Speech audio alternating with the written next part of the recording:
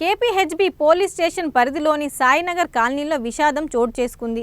MPC మొదటి సంవత్సరం చదువుతున్న విద్యార్థి శ్రీ కేతన్ కాలేజ్లో ఉరివేసుకొని ఆత్మహత్య చేసుకున్నాడు.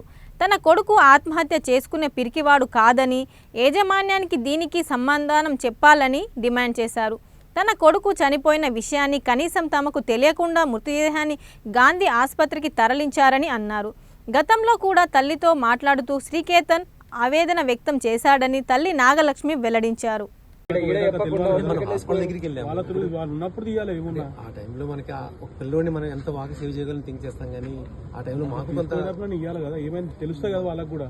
కాదంటలేదండి, మీరు చెప్పింది ఆ టైంలో మనకు అది క్లిక్ అయిపోవచ్చు. అంటే ఆ టైంలో మనం ఇమీడియట్గా చేయలేము, పిల్లలు మనం బెటర్గా సేవ్ చేసుకోవాలి, మా పిల్లలు ఏంటి ఇలా అయ్యాడని మేము అనుకుంటాం. కానీ ఆ టైంలో కొంచెం మాకు ఆలోచన రాదు. ఇప్పుడు డోర్ లాక్ వేసుకుంటే మీరు బాగా వచ్చారా? డోర్ లాక్ అసలు వేసేయలేదు.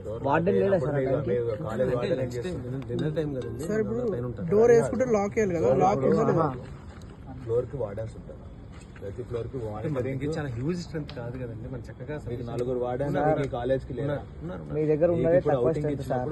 మీరు దాన్ని బట్టి వార్డెన్స్ ఎక్కువ మందిని పెట్టుకోవాలి. వార్డెన్స్ ఉంటే అసలు ఆ స్టూడెంట్ ఆ రూమ్ లోకి పోయి సూసైడ్ చేసుకునే కాదు కదా సార్. ఏ బాబు ఏంద్రా అని చెప్పి వార్డెన్ ఆపేటోళ్ళు. కొడుకుని ఇంటర్ ఫస్ట్ ఇయర్లో ఇక్కడ జాయిన్ చేసినావు. జాయిన్ చేసినప్పుడు 120 మెంబర్స్ అన్నారు.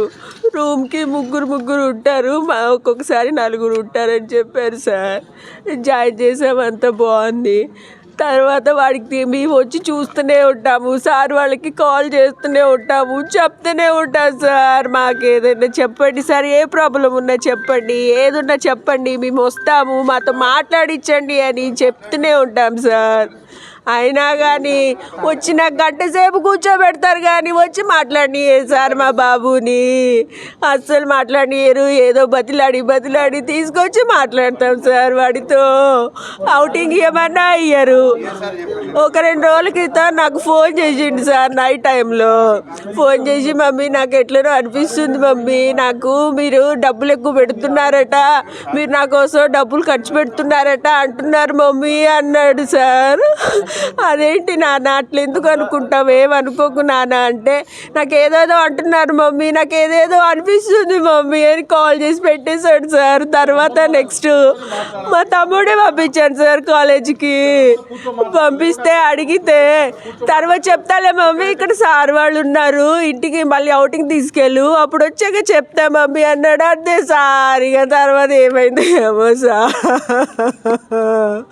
మంచిగా అంత హైట్ ఉంటాడు సార్ నా కొడుకు, యాక్టివ్గా ఉంటాడు సార్, మంచిగా ఉంటాడు సార్ నా కొడుకు. మేము ఎప్పటికప్పుడు కనిపెట్టుకుంటూనే ఉంటున్నాం సార్. సార్ వాళ్ళకి కూడా కాల్ చేస్తే ఎవరు రెస్పాన్స్ అవ్వరు. మా బాబు ఎట్లున్నాడని అడిగినా చెయ్యరు, ఏం చెయ్యరు. ఫీజుల కోసం మాత్రం ఫోన్ చేస్తారు సార్ వాళ్ళు.